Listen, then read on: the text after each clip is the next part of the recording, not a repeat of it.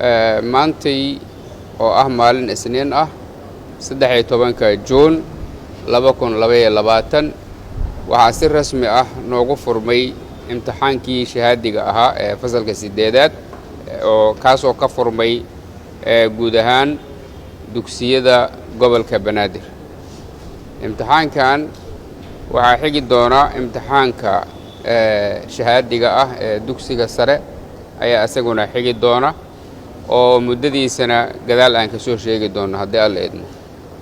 imtixaanka maanta noo bilaabmay ee ah imtixaanka fasalka 8aad ee dugsiga dhexe waxaa u fariisatay 27,000 arday gaaraysa arday ka badan 27,999 arday 299 arday ardaydaas waxaa ku jira arday qaba baahiyaha gaarka ah qaba waxaa imtixaanka lagu qaadayaa 69 goobood oo ku yaala gobolka Banaadir. waxaa ka qayb qaadanaya 230 kormeere iyo 1550 ilaaliye ayaa ka qayb qaadanaysa. waxaa sidoo kale amniga goobahaas u taagan mar walbana gacan weyn ama gacanta ugu weyn ka geysta ciidamada booliska Soomaaliyeed oo goob walba oo imtixaanka lagu qaadayo ayagu amnigeeda gacanta ku haya. runtii ciidamada booliska Soomaaliyeed waan uga mahad celinaynaa kaalinta cad ee wax ku oolka ah oo mar walba ay la garab taagan yihiin guud ahaan bahda waxbarashada gaar ahaan ardayda macallimiinta iyo maamulkaba.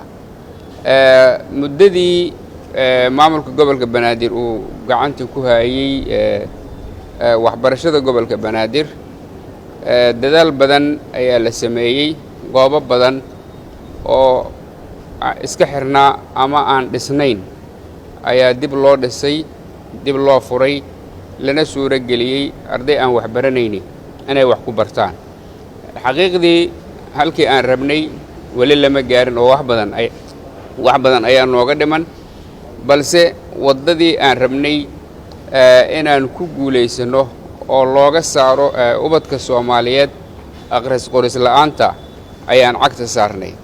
way jiraan caqabado mataqaanaa naga hor istaagay habkii aan rabnay iyo sida dhaqsaha lahayd ee aan rabnay inaan ku gaarno. laakiin caqabad kasta oo timaada si isku duubni ah ayaan uga gudubnay.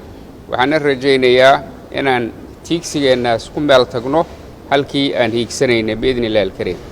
ardayda Soomaaliyeed gobolka Banaadir maanta imtixaanku uga bilowday waxaan rajaynayaa inay noqdaan kuwa ku guuleysta imtixaankaas shahaadiga ah ee fasalka 8aad ee maanta ay u fariisteen.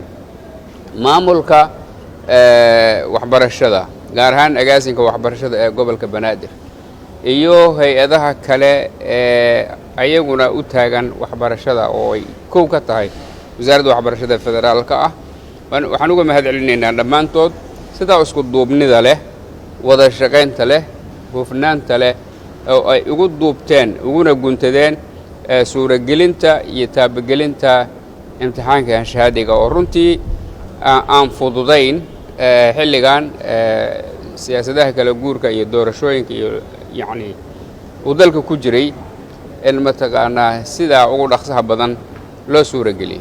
marka guuleysta dhammaantiin ardayda Soomaaliyeedna inay ku guuleystaan imtixaanka ayaan rajaynaynaa. kuwa hadda imtixaanka ku jira iyo kuwa aan rajaynayno muddo aan fogeyn kadib inay iyaguna imtixaanka geli doonaan. wabillahi tawfiiq. wassalaamu calaykum waraxmatullahi wabarakaatu.